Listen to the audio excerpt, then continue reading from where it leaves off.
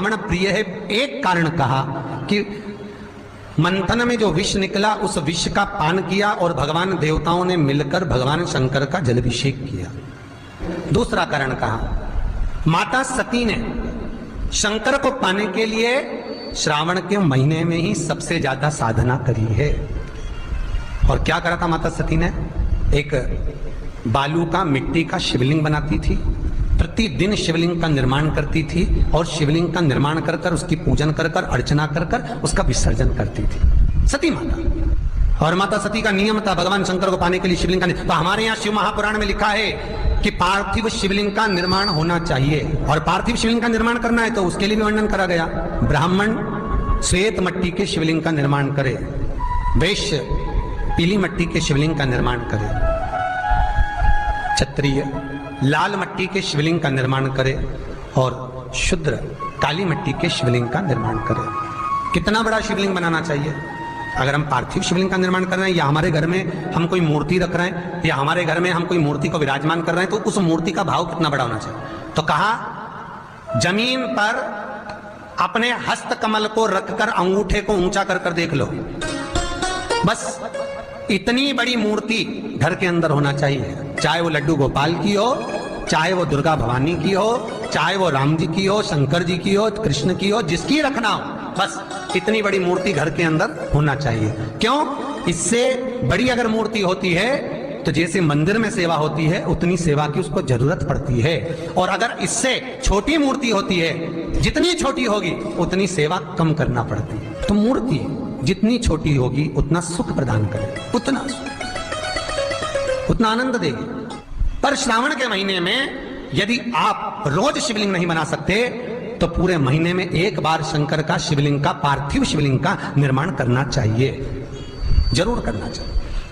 और पार्थिव शिवलिंग का निर्माण कर कर उसकी आराधना, उसकी अर्चना, उसकी पूजन करना चाहिए। नमः शिवाय, ओम नमः शिवाय, ओम नमः शिवाय, नमः शिवाय। पार्थिव शिवलिंग का जब भी निर्माण करें, किसी थाली में या पात्र में जिसमें भी आप निर्माण कर रहे हैं, उस पार्थिव शिवलिंग को बनाने से पहले उसके अंदर, पात्र के अंदर एक बेलपत्र रखे। बेलपत्र क्या? आपको कथा में कल कहा था, बेलपत्र का वृक्ष माता पार्वती के नयन अश्रु से प्रकट हुआ है और रुद्राक्ष का वृक्ष शंकर भगवान के नयन अश्रु से प्रकट हुआ है। तो बेलपत्र रखकर फिर उसके ऊपर शिवलिंग का निर्माण करें, फिर उसके ऊपर शिवलिंग,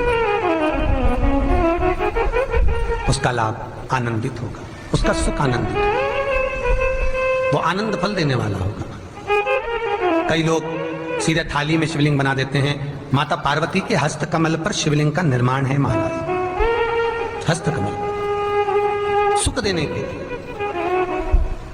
तो भगवान शंकर के शिवलिंग का निर्माण करें। माता सती ने भी किया।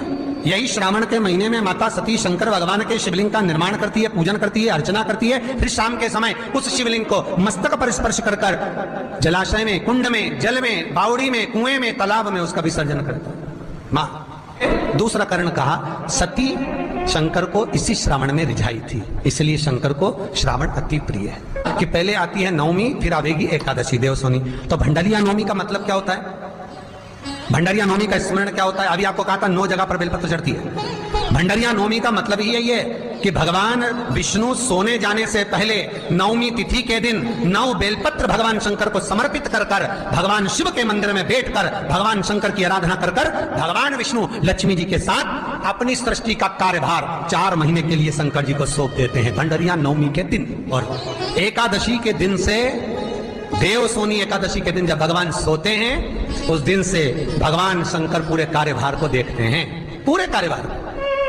जब कार्यभार सौंपा गया, भगवान शंकर सृष्टि का संचालन करने लगे, तब ब्रह्मा और विष्णु ने आकर शंकर जी की आराधना यही श्रावण के महीने में करी थी कि आपने पूरा कार्य अच्छे से संभाला, इसलिए शंकर को श्रावण अति प्रिय है। यह तीसरा कारण है शंकर को श्रावण प्रियता का। अब शिव महापुराण की कथा करिए कि शंकर को श्रावण प्रिय चौथा कारण वर्णन करा कि ये कारण भगवान शंकर की आराधना माता पार्वती ने बाल्यपन से करी, खूब करी, खूब दिल से करी।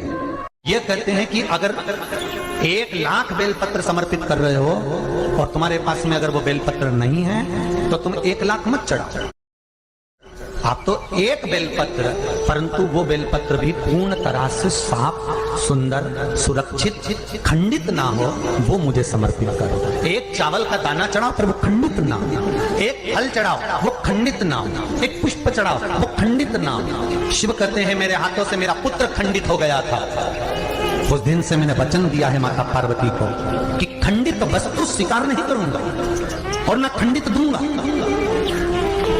शायद इसीलिए ये चरित्र कथा है कि जिस नारी का गर्भ 2-3 महीना ठहरने के बाद में गर्भ गिर जाता हो, 4 महीना ठहरने के बाद गर्भ गिर जाता हो, गर्भ बच्चा पूर्ण नहीं होता हो, या बच्चा कहीं शरीर के अंदर डॉक्टर कह रहे हैं सोनोग्राफी में कि ये विकलांग है, बच्चे के पाँव में या मुख में या शरीर में पानी भरा गया है, ये सुरक्षित नहीं होगा, ये बुद्धि से कमजोर होगा, या ये बच्चा ऐसा विकलांग होगा, तो उसी समय पर जैसे ही डॉक्टर ने कहा वैसे ही एक श्रीफल, और वो श्रीफल खंडित नहीं होना चाहिए, उस श्रीफल पर जो नारी है गर्भ से है, उस नारी का सिर से लेकर एड़ी तक एक लच्छा मतलब मोली मतलब नाड़ा जो हाथ में बांधते हो कलेवा, उसको नाप कर श्रीफल पर भगवान शंकर का नाम लेकर उस स्त्री का नाम और गोत्र बोलकर बांधकर भगवान शंकर के चरणों में ले जाकर रख दीजिए। फिर वो बच्चे की जवाबदारी शिव की हो जाती है, फिर शंकर की, क्योंकि शिव ने माता पार्वती को वचन दिया था कि मैं खंडित नहीं दे सकता। सारे देवताओं के मंदिर में नारियल फूटता है, हनुमान जी के मंदिर में नारियल फूटता है, राम जी के मंदिर में नारियल फूटता है, देवी जी के मंदिर में नारियल फोड़ा जाता है, और शंकर जी के मंदिर में नारियल नहीं फोड़ा जाता। आखा की आखा दिया जाता है कि पूर्ण दीजिए, बेलपत्र पूर्ण दीजिए, फल पूर्ण दीजिए, एक चावल का दाना भी दे रहे हो तो पूर्ण दीजिए। उसमें एक और अच्छी बात है, बहुत ध्यान लगाकर सुनिएगा जरा, जितने आस्था चैनल पर सुन रहे हो, यूट्यूब पर सुन रहे हो, फेसबुक पर सुन रहे हो, या इस पंडाल में श्रवण कर रहे हो, बहुत सावधानी से ध्यान दीजिएगा। कभी श्रावण महीने में अगर आप शंकर जी के मंदिर में जाएं और शिव मंदिर किसी वृक्ष के नीचे हो, बट वृक्ष के नीचे हो, चाहे पीपल के वृक्ष के नीचे हो, चाहे वो आंवले के वृक्ष के नीचे हो, चाहे वो बेलपत्री के वृक्ष के नीचे हो, चाहे वो शमी के वृक्ष के नीचे हो, चाहे जिस वृक्ष, कोई भी वृक्ष के नीचे अगर कोई शिवालय है, शंकर जी का कोई मंदिर या शंकर जी का कोई शिवलिंग रखा हुआ, तो एक दुर्वा किसी भी श्रावण महीने में तुम जब भी किसी शिवालय में जाएं, जिस वृक्ष के नीचे शिवलिंग हो, उस शिवलिंग पर ये शिवलिंग रखा हुआ है, ये जलाधारी पर जहां शिवलिंग रखा हुआ है वहां कटी भाग माता पार्वती जी का हस्तकमल, उसके ऊपर रखा हुआ है शिवलिंग, सामने अशोक सुंदरी और भगवान शंकर के दोनों पुत्र गणेश कार्तिक के, ऊपर से जल गिरता है जया, विषहरा, सामरीवारी, तौतली, देव, ये भगवान शंकर की 5 बेटियां। तो जो कटी भाग, इस कटी भाग पर अगर मात्र एक दुर्वा समर्पित कर जिसकी किडनी या लीवर डैमेज हो रहा हो, काम नहीं कर रहा हो, या किडनी लीवर में कोई तकलीफ हो रही हो, या डायलिसिस चल रहा हो, तो मात्र एक दुर्वा उस कटी भाग पर श्रावण महीने में समर्पित कर उस दुर्वा के 7 टुकड़े कर 7 दिन प्रतिदिन सुबह के समय पर उसको चबाकर खा लेने पर या निगल जाने पर धीरे धीरे डायलिसिस बंद होने लगता है और किडनी लीवर अपना काम करना प्रारंभ कर देते हैं। एक दुर्वा, कितनी दुर्वा?